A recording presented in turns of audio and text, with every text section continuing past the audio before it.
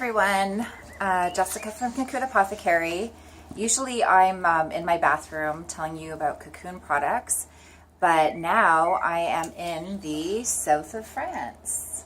I am in Provence, and I'm studying a perfume course, and the course is called the Scents of Provence, and it's basically kind of a week-long beginner's session on perfumery, but it's super intense and concentrated. And it's not just the scents of Provence, it's all the scents. Well, not all of them, but like a lot of them. And it's all mostly natural, but we are getting into a few of the synthetics that make sense in the natural world to use. So today was, wow, it was just pretty much mind-blowing to me. This is basically a dream come true to do this. I mean, I have a huge passion for essential oils, and to be taught by a master perfumer and learn things that I just don't know how I would have learned them without coming here and learning them from an expert. I'm just blown away. So today we, basically what happened was we studied this many notes. There's like 33 here. So what happened was the teacher would dip these, I don't even know what these are called. I should, but whatever. Dip these into the essential oils or the absolutes that she wanted to teach us, and we all got one, and we would first smell them, and then we would talk about what notes we were smelling in each note, like what family, how you would classify them.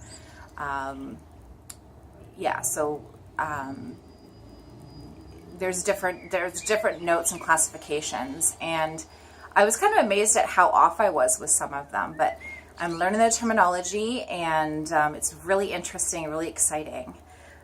So there's a few that I thought were really cool because I had never even smelled them, and I've worked with a lot of essential oils over the years, so it was pretty interesting, and just to learn about like certain trees and certain plants and the whole process of actually extracting the oil from them and the countries they're from, and even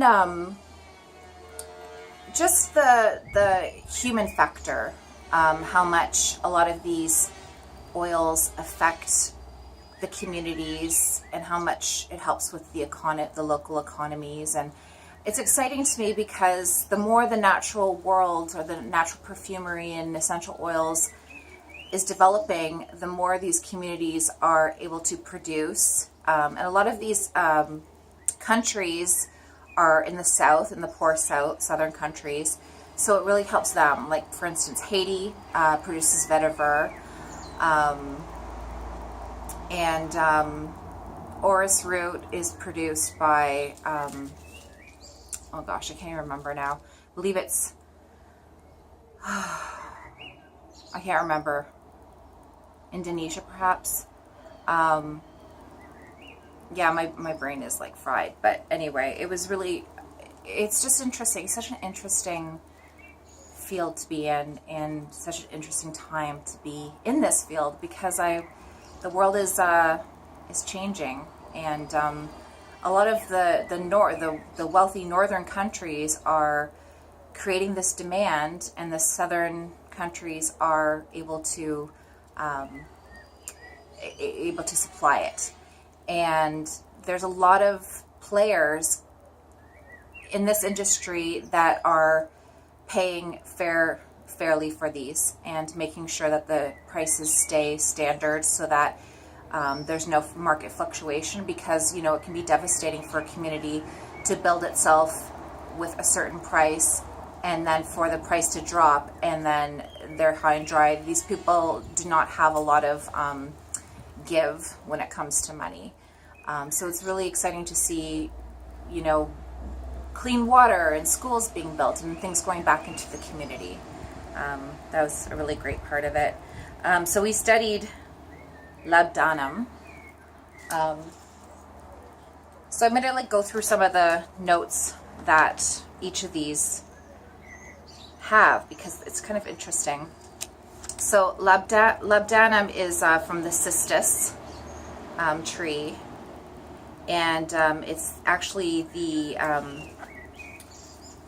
gum that's extracted with carbonated water. Never heard of that before. And then if you want to get the absolute, it goes through a second process where it's alcohol extraction. So it has it's part of the amber series of perfume notes. It's woody, leathery, warm, woody, mineral note, and fresh.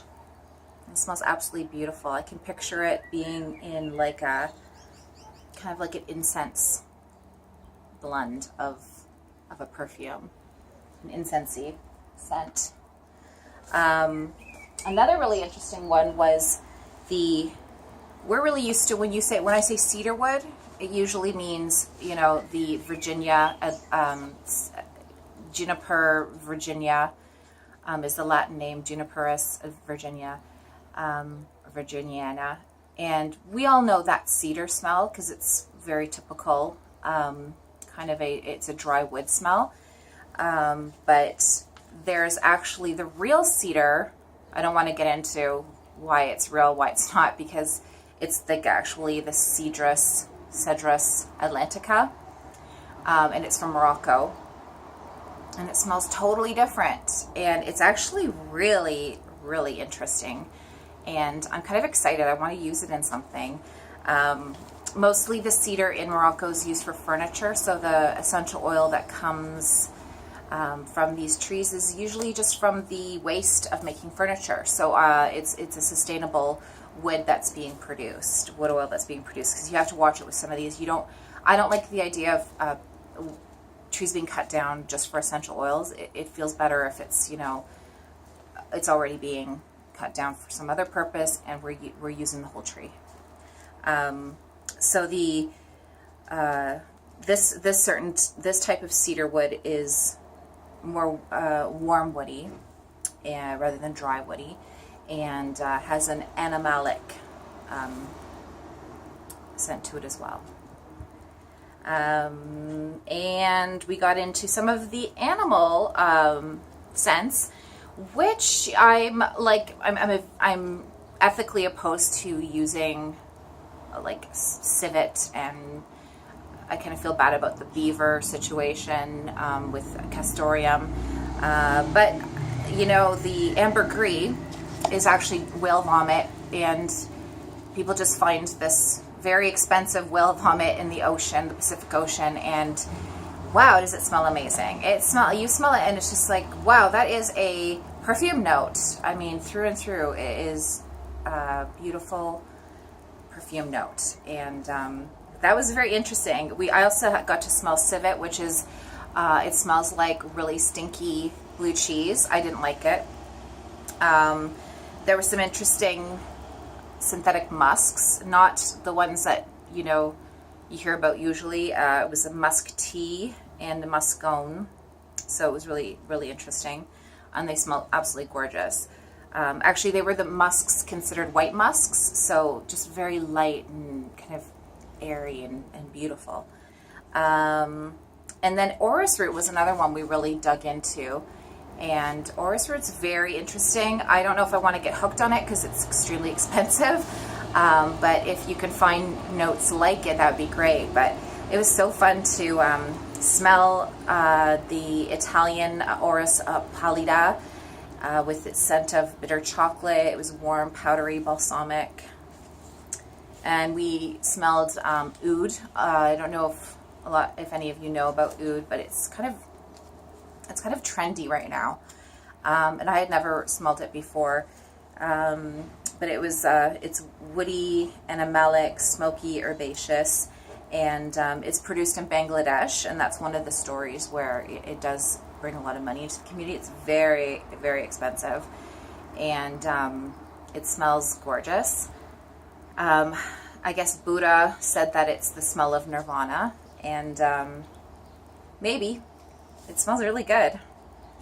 Yeah, so that's basically my day. Smelling, figuring out what notes I was smelling. It kind of was like, I imagine what sommelier training is like, where you would have a sip of wine and then discuss what taste you're tasting. Very similar. So this was today, and I think tomorrow we're probably doing the same, and then Wednesday we'll be going to the lavender fields. We're going to be seeing lavender, clary sage, and immortelle, helichrysum. So I don't know if I'm going to do, I might do a video tomorrow, but definitely I'm going to do one from the lavender fields. So thanks for watching.